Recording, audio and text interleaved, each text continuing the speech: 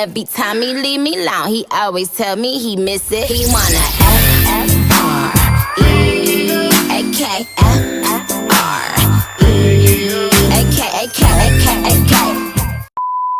Assalamualaikum warahmatullahi wabarakatuh. Perkenalkan, kami dari kelompok 5 akan menjelaskan tentang fenomena alam angin puting beliung. Pertama-tama kami akan memperkenalkan diri, dimulai dari saya, Alfira Dinianti. Saya Amanda Putri Raisyah. Saya Anissa Salsabila. Saya Indira Maulidina. Saya Rara Siwang Raini. Saya Zafira Khairunisa. Angin puting beliung merupakan pusaran angin kencang dengan kecepatan kurang lebih 120 km per jam ataupun lebih. Secara umum, angin puting beliung ini bisa juga disebut dengan angin leicester. Puting beliung bukan hanya sekedar fenomena alam, lebih tepat jika dikatakan sebagai bencana alam karena sifatnya yang merusak. Puting beliung ini mampu menggulung apa saja, termasuk puing-puing yang dihancurkan dalam pusarannya.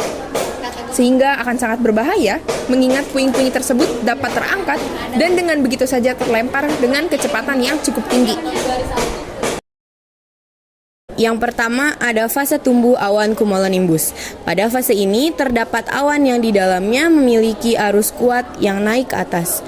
Ketika hujan belum turun, titik-titik air maupun kristal es masih tertahan oleh adanya arus yang naik tersebut sebelum menuju ke puncak awan. Yang kedua, ada fase dewasa awan cumulonimbus.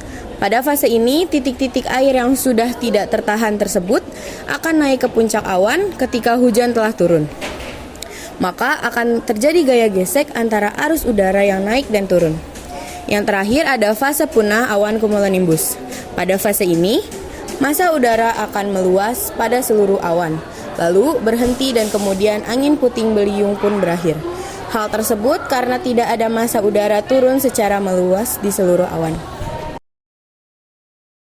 Udara dingin yang diumpankan oleh aliran jet atau gelombang angin yang kuat di atmosfer memberikan lebih banyak energi. Tetesan air dari udara lembab mesoxilon membentuk awan corong.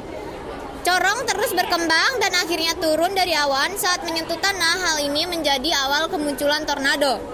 Angin puting beliung merupakan angin yang berputar dengan kecepatan 63 km per jam yang bergerak secara garis lurus selama kurang lebih 5 menit. Penyebab terjadinya angin puting beliung secara sederhana karena adanya bentrokan pertemuan udara panas dan dingin yang kemudian membentuk awan cumulonimbus. Tetapi perlu diingat jika tidak semua awan cumulonimbus selalu menjadi penyebab munculnya cuaca ekstrim, khususnya angin puting beliung.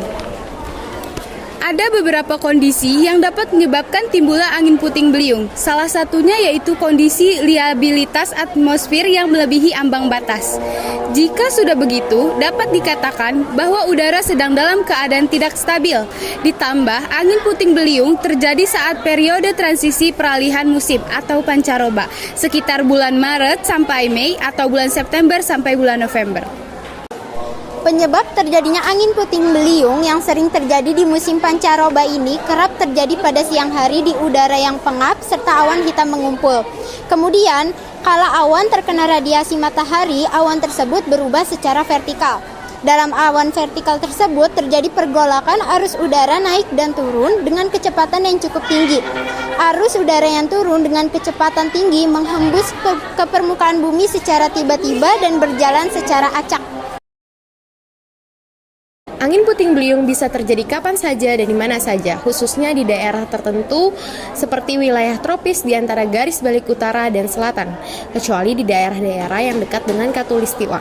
Pada saat angin puting beliung terjadi, tiaraplah pada tempat yang serendah mungkin dan hindari berlindung di bawah pohon, reklame, atau tiang listrik.